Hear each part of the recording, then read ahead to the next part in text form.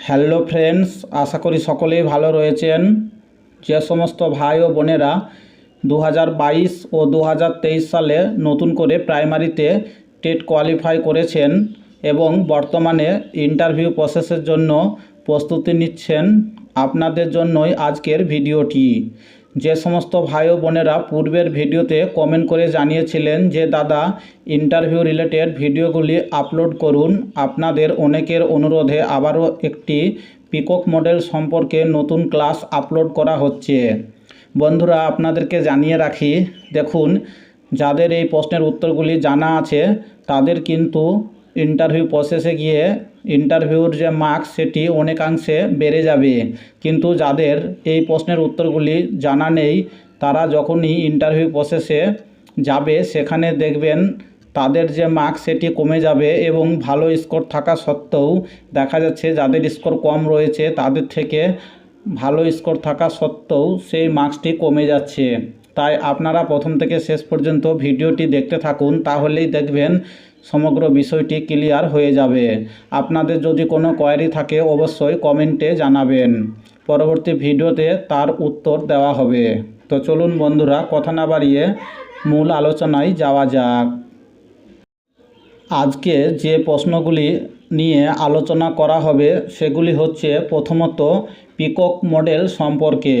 দেখুন, পূর্বের ইন্টারভিউতে অনেকজনকেই পিকক মডেল থেকে প্রশ্ন করা হয়েছিল। তো চলুন জেনে নিই। দেখুন, প্রথমেই পিকক মডেল। তো বন্ধুরা, পিকক মডেলে যাওয়ার পূর্বে কিছু গুরুত্বপূর্ণ জিনিস আমাদের জেনে নেওয়া খুবই প্রয়োজন।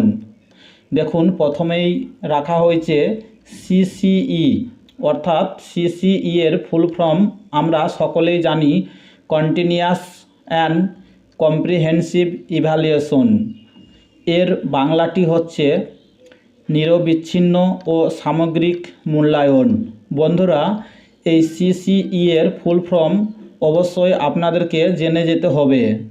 যদি ইন্টারভিউরা আপনাকে জিজ্ঞাসা করে সিসিই এর ফুল ফর্ম কী হবে, আপনি উত্তরটি দিবেন যে স্যার সিসিই এর ফুল ফর্মটি হবে কন্টিনিউয়াস অ্যান্ড কম্প্রিহেনসিভ ইভ্যালুয়েশন, যেটির বাংলা হচ্ছে নিরবিচ্ছিন্ন ও সামগ্রিক মূল্যায়ন।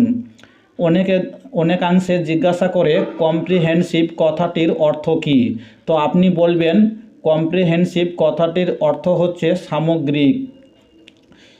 বন্ধুরা, যদি আপনাদেরকে জিজ্ঞাসা করে সিসিই অর্থাৎ কন্টিনিউয়াস অ্যান্ড কম্প্রিহেনসিভের ডেফিনেশন কী হবে, তো আপনারা বলবেন যে স্যার ক্লাসে বাচ্চাদের শুধু পাঠদান করলেই হবে না, তার সাথে সাথে বাচ্চাদের মূল্যায়ন করতে হবে, তারা কতটুকু শিখেছে তা যাচাই করে দেখতে হবে। এটি হচ্ছে সিসিই অর্থাৎ কন্টিনিউয়াস অ্যান্ড কম্প্রিহেনসিভ ইভ্যালুয়েশন, যেটাকে বাংলায় বলা হয় নিরবিচ্ছিন্ন ও সামগ্রিক মূল্যায়ন। বন্ধুরা, এখানে একটি প্রশ্ন যে সিসিই এর পরবর্তী সময়ে কী নামকরণ করা হয়েছে।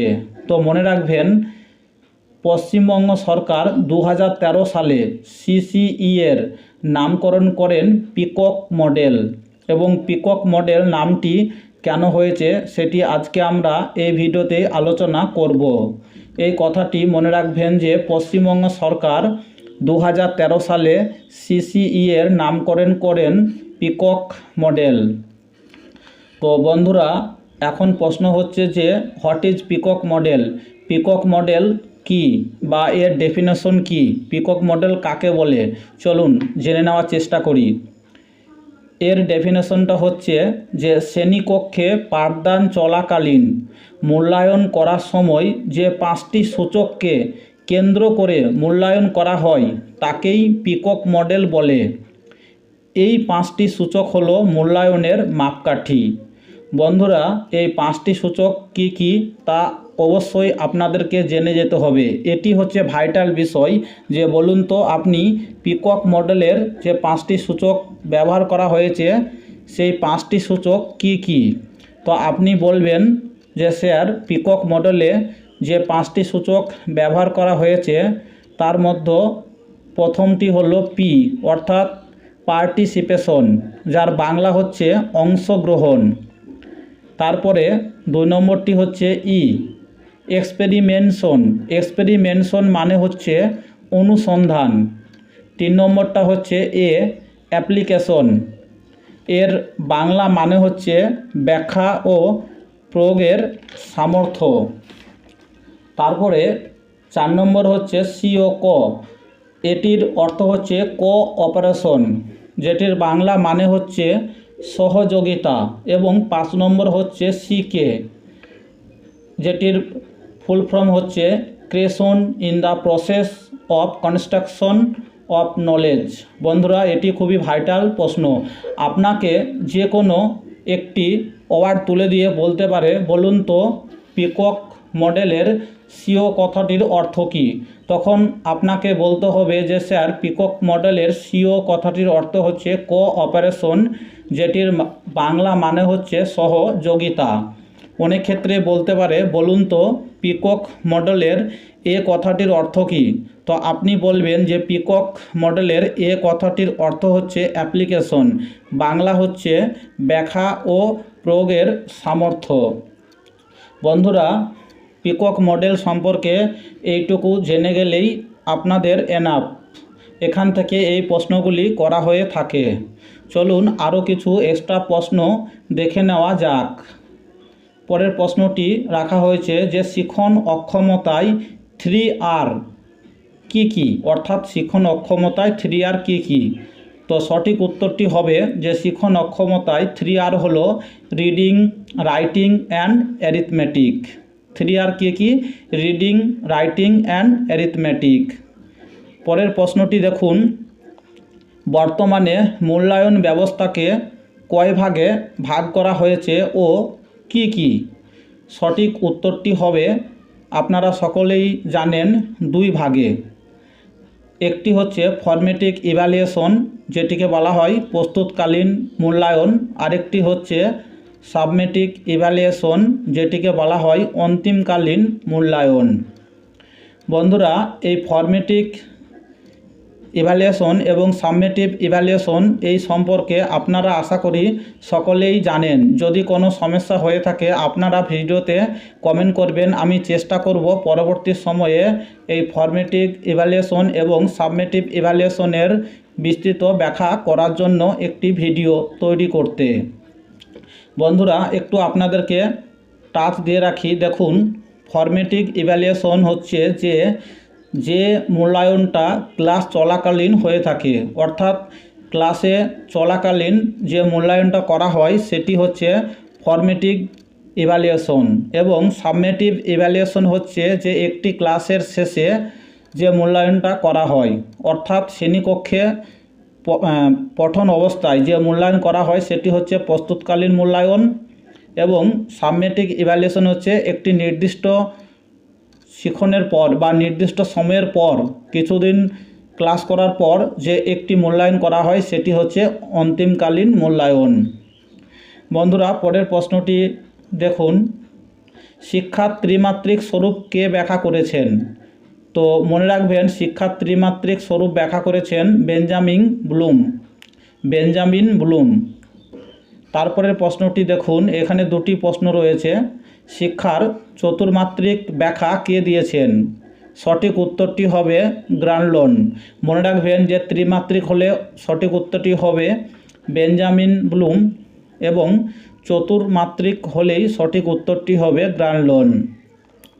আরেকটি গুরুত্বপূর্ণ প্রশ্ন দেখুন, ডিসলেক্সিয়া কিসের সাথে সম্পর্কিত, অর্থাৎ এখানে ডিসলেক্সিয়া যে রোগটি রয়েছে সেটি কিসের সাথে জড়িত আছে। তো সঠিক উত্তরটি হবে পঠন অক্ষমতা। যে সমস্ত ছাত্রছাত্রীদের পড়ার অক্ষমতা থাকে বা পঠন ক্ষমতা ঠিকমতো থাকে না, তারা ডিসলেক্সিয়া রোগে ভোগে। বন্ধুরা, মনে রাখবেন এই ডিসলেক্সিয়া রোগটি যেমন এখানে আলোচনা করা হলো, এর সাথে সাথে আরও 2টি রোগ আপনারা শিখে রাখুন। ডিসক্যালকুলিয়া, এটি হচ্ছে গণিত অক্ষমতার সঙ্গে যুক্ত, এবং আরেকটি রয়েছে ডিসগ্রাফিয়া, যেটি লিখন অক্ষমতার সঙ্গে যুক্ত। আপনারা 3টি রোগে মনে রাখবেন, ডিসলেক্সিয়া, পঠন অক্ষমতা ডিসক্যালকুলিয়া গণিত অক্ষমতা এবং ডিসগ্রাফিয়া লিখন অক্ষমতা। বন্ধুরা দেখুন, এখানে যে প্রশ্নের উত্তরগুলি এবং প্রশ্নগুলি আলোচনা করা হলো, এই প্রশ্নগুলি আপনাদের চাইল্ড সাইকোলজি থেকে নেওয়া, এবং সবথেকে গুরুত্বপূর্ণ বিষয় হচ্ছে যে ওখানে স্যাররা এই টাইপের প্রশ্ন এর পূর্বেও জিজ্ঞাসা করেছিল।